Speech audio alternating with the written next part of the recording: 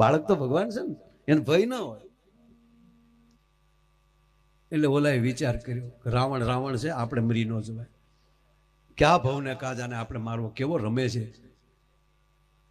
મહારાજાના નમૂના પૂરતો એક એના જમણા પગનો અંગૂઠો નાનો એવો અંગૂઠો બાળક એ કાપી લઈ અને કહેશું જો મહારાજ અવડા ટુકડા કરી નાખ્યા, એક ટુકડા એ નમૂના લેતા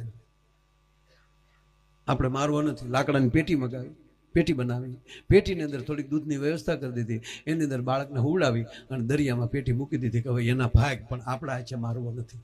અંગૂઠો લેતા જાય. રાવણને કીધું લ્યો મહારાજા અંગૂઠો. ખતમ, બ્રહ્માની વાણી ખતમ. પણ બન્યું એવું, પેટી તરતી તરતી દરિયામાં ગઈ અને ઘોઘાના મસિયારા ન્યાઠે હોડકું લઈને ગયેલા.